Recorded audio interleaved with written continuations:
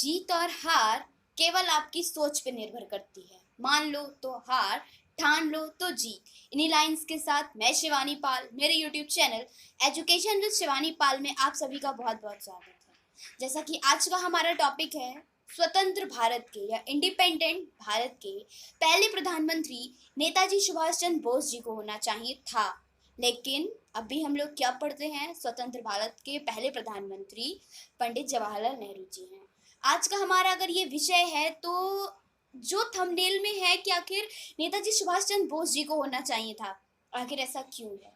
जरा गौर कीजिएगा, सन 1947 में जब भारत आज़ाद हुआ था, ये सब आप भी जानते हैं, तो आखिर आज़ादी के ठीक 2 साल पहले ऐसा क्या हुआ कि नेताजी सुभाष चंद्र बोस जी लापता हो गए या उनकी मृत्यु हो गई प्लेन विमान क्रैश में, जो भी हो सकता है उस पे गौर ना करते हुए पहले ये बात गौर करने की है कि आखिर आज़ादी के 2 साल पहले ही ऐसा क्या हुआ कि नेताजी रहस्यमय तरीके से गायब हो गए।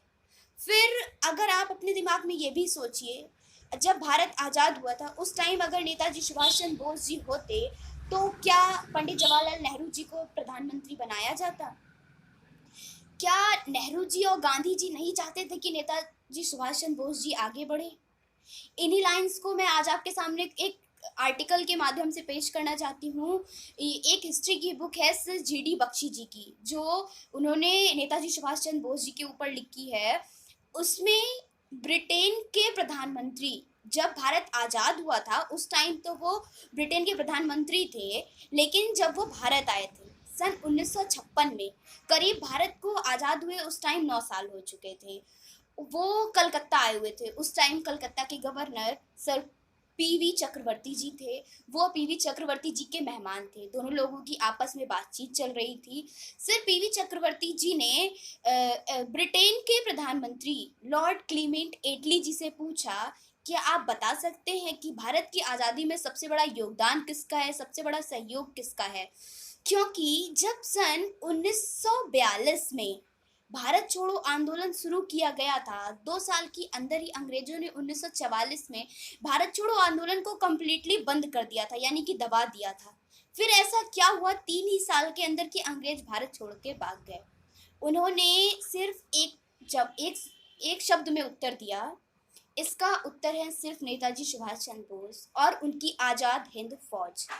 उन्होंने, अगर वो ना होते तो शायद अंग्रेज कभी भारत छोड़कर गए भी ना होते। फिर उन्होंने दूसरा क्वेश्चन पूछा, भारत की आज़ादी में गांधी जी का क्या सहयोग है?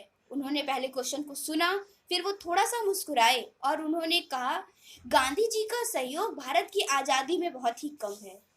जो ये बीच का आर्टिकल था, इस आर्टिकल को पढ़ के, जो मैंने पढ़ के आज आपके सामने यहाँ पे रखा, इसको सुनते ही आप समझ गए होंगे कि कितना बड़ा योगदान गांधी जी का भारत की आज़ादी में था, कितना बड़ा योगदान नेताजी सुभाष चंद्र बोस जी का था।